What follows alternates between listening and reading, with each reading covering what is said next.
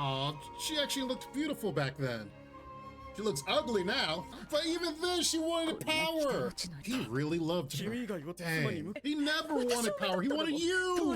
Aw, and they even brought the music out. Come on now.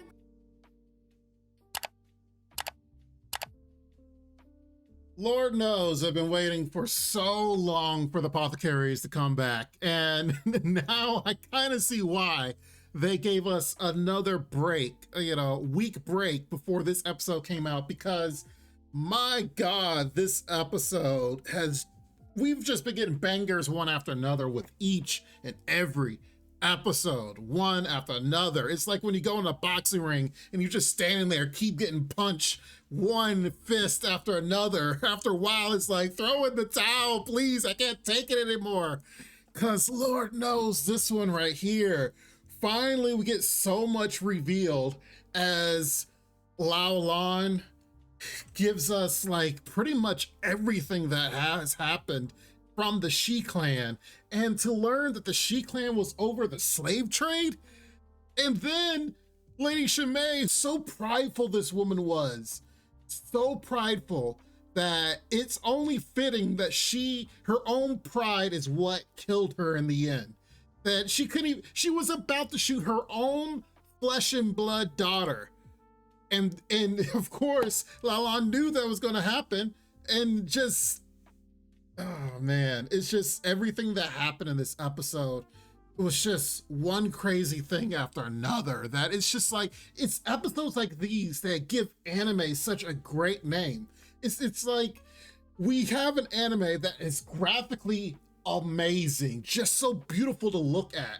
And then, oh, let's just slide in just an awesome story just inside of it as well. So it's just like, I cannot believe that we get our cake and eat it too.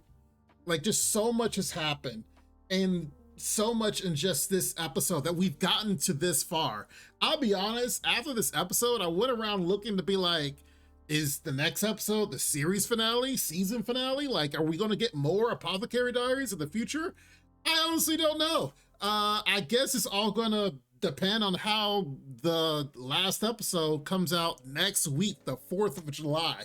And yes, I will be here to record a review for that episode, because Lord knows I've been waiting so long. It's just like, I got to. I'm gonna try to break this down, but my mind is just so twisted. There's so much that's happening here that it's like, man, I'm just kind of with you guys. Like, I know if you just got done watching the episode, like, it just hits you so hard. That's why I was saying it's like a boxing match, because I feel like not only was I hit in the face, but I was hitting the chest, my heart. Oh man. But let's see what we can do here. I think there's two main things about this episode that we can come back and think about. One, the Shi Clan. I cannot believe that Loulan just spits it out like, oh yeah, our clan, the Shi Clan, yeah, guess what made our clan so rich and why we had so much money and was so influential? Because we were dealing with slaves. And then when the palace decided to, like, okay, we're going to stop doing slaves, it makes sense. When we have a government that basically states that, yeah, this business that you guys been using to make yourselves rich, yeah, we're not going to do that anymore. And then, of course, puts you out of business. We know from American history how well that went. So here they are. They took Lady Shimei as a hostage because they knew that, yeah, you're going to listen to us because technically we have members of your family working for us. And boy, it would be a shame if anything happened to them. So here, Lady Shimei, so prideful, thinking that she is being held at the palace because of her looks, her beauty. She's gonna be a high consort to the emperor. Oh man, she's already looking the fact that, oh man, I'm gonna be just a lavish person. Oh, I could be the next empress, you know, have the emperor's baby and the power. Oh, why would I be a lowly nobleman's wife? Ew. Poor Shisao. This dude did everything because he loved the wrong woman. Like, he really loved Shinmei. And I'll admit, she looked beautiful in the past. I was like, wow, okay, I can see it, I can see it. But she did not look that way after a while. Like in the past, I can understand how prideful she was because she was like, oh man, I'm beautiful. I'm being acknowledged for being beautiful. Oh, I'm on easy street. And the one moment there was a chance that she could have been humbled and she could have just went away with him, she started thinking of what everyone else is saying about her. And it's like, oh, and then if she left, it would say even more about her. So she's like, no, I'm staying.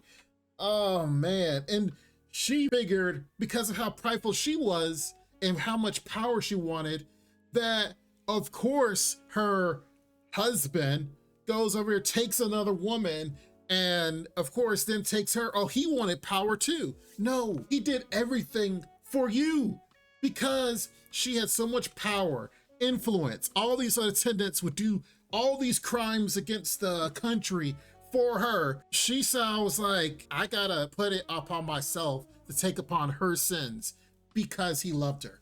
And even Jinshi's like, looks like he's reading from a script. I mean, because I'm sure Jinshi has met evil people. I'm sure that as the person that's kind of like the police, if you will, in this area, that he's seen some people that really are tormented and want revenge. We've seen it in this series, even from season 1. Such a showman that it didn't fool Jinshi because he's like, that looks a little weird. Now, granted, Jinshi sticking his head through that weird place, and I was like, why are you going head first? And then of course there's a weapon brought to his face, and that's it. I love how I was like, bang. And he's like, oh yeah, you kind of messed up. You did really mess up there. But now, going back to the Shi Clan, their sins just kind of stacked up. Here you are, they're over the slave trade. Okay, we can't do slaves anymore. All right, so how are we going to make money? Oh, how about we donate, instead of like having slavery per se, how about we kind of give some young boys and young girls to the palace, you know, expand everything, make it bigger, and we'll just bring more people in. Oh, and we'll just bring young boys, young girls, and they'll work for the Forbidden Palace. And we all know what happened there. You know, the young boys become eunuchs, which that is now kind of abolished, and they're phasing out of eunuchs now. But then the young girls, we know what happened to them because of what the Shi Clan did. Shi Clan is like covering everything up. He's covering up the fact that the palace did that, taking in young boys and young girls for gain, if you will, the expansion and such. All of that, everyone could point, oh, it was him, he was over it. When dude was a loyal attendant to the previous emperor. Now, granted, we all know how the previous emperor had many issues, but the fact that he was there, and even Jinshi's like, yeah, loyal attendant to traitor? That doesn't make sense. Well, he learns the truth thanks to Loulan, and man, that was a bomb in and of itself. Like, the Shi Clan needed to fall, because from slavery to trying to like force these kids in there, it's like, yeah, you guys, you're done with. Go away. We don't need you around anymore.